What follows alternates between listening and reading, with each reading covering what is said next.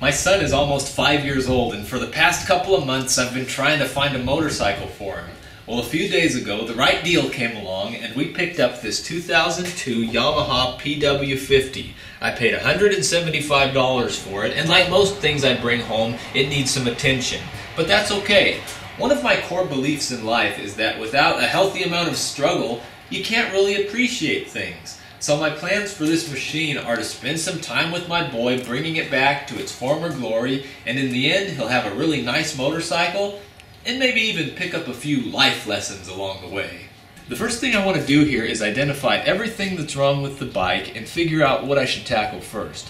I've done a quick once over, and the main items of concern are a bent rear rim, torn seat cover, open trough style gas tank, sticky kill switch, frozen rear brake cable, loose steering bearings, and an engine that coughs and sputters but won't stay running. Without motive power, this is just a sculpture, so we'll kick things off today with some motor work. The previous owner told me that this motorcycle had been sitting for a number of years, so it's possible that with some fresh gas it'll come to life. There's a chance that some contaminants could have got into this gas tank, so I'll take it off, clean it out, put in some new gas, and see if we get lucky. To remove the gas tank, we'll start by taking out these two bolts which secure the rear fender and seat assembly. As soon as that's out of the way, we can drain any remaining gas, then remove this rubber strap and the bolt. Go ahead and lift that off now. So let's see what's in here. Treasures of all kinds. That's some brittle plastic there, son.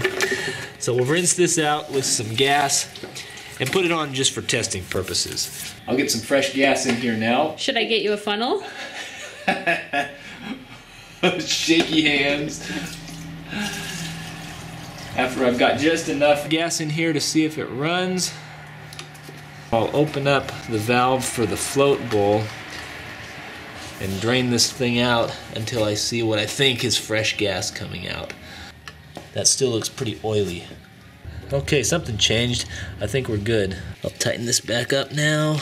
We've been getting ready to try to start this, and in the meantime, it's starting to leak out the overflow of the carburetor. So at the very least, we'll have to take the carburetor apart to clean the float needle valve. But for now, I'll just turn the gas off and leave it alone, because if the engine's toast, cleaning the carburetor is a waste of time.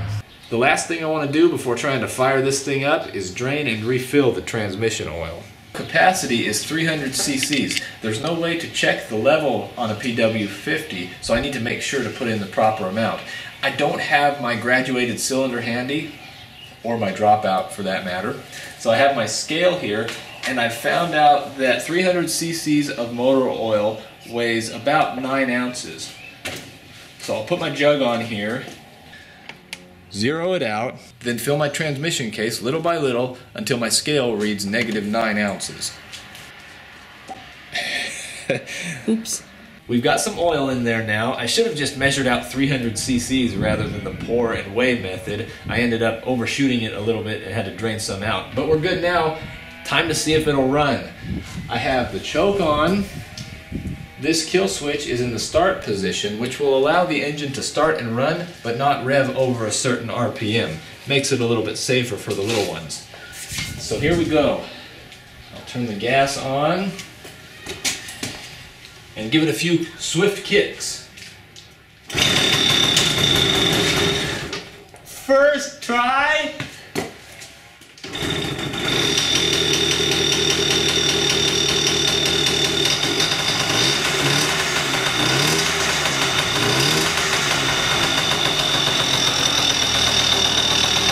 It runs well, but this wheel isn't quite right.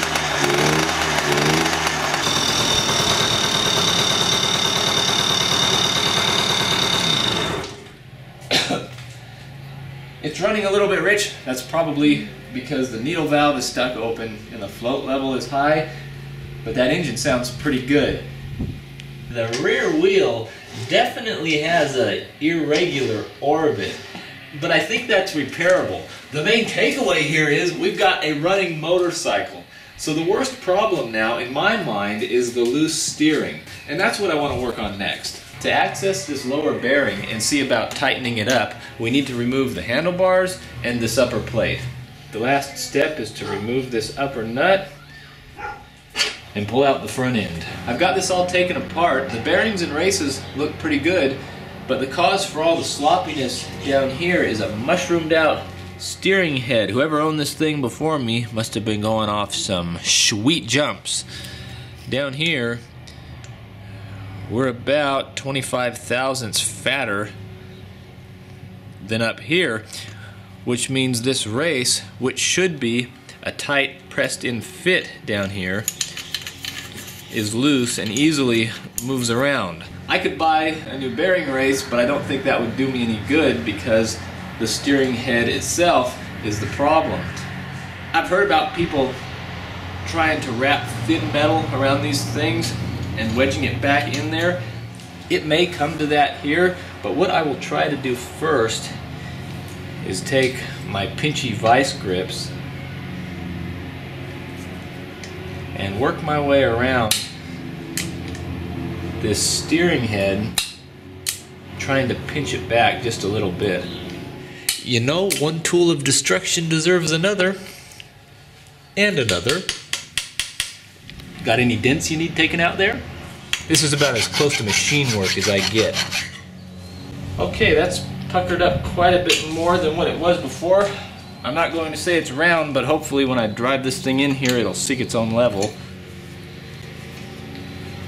Not as tight as I had hoped, but I think it's good enough for my 40-pounder. It's finger tight. What more do you want?